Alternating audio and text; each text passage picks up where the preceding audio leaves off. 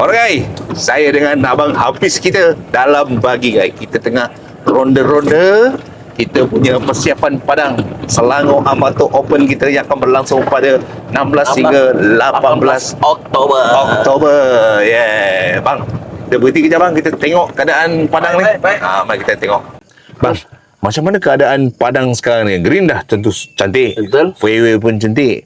Bangka ada orang komplain agak keras sikit lah bang. Jangan risau. Bangka kita tengah akan masuk pasir nanti. Dengar tu. Kau jangan buat alasan. Nak minta preferred line lah apa semua. Kita top up lah pasir nanti. Kita akan buat Padang kita ni superb. Sebab kita sanction by MGA, sanction by WAGR, World Golf Amateur Ranking. Betul.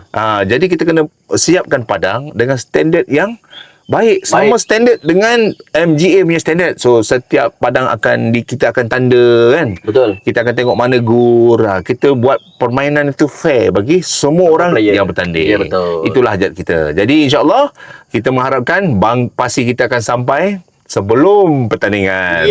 Jadi kuang-kuang kau nak belasah pasir berderai lah sikit kan. Tapi kalau tak ada, dia keras sikit, kau kena pandai-pandai lah strategi kan.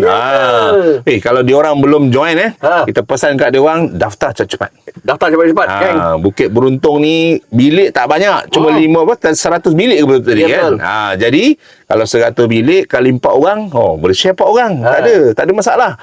Jadi datang register cepat-cepat, jumpa kita di Bukit Beruntung. Alright, manis-manis satu. Manis-manis CMK, hidup penuh swing, satu tembakan baik, habis terus bawa winning.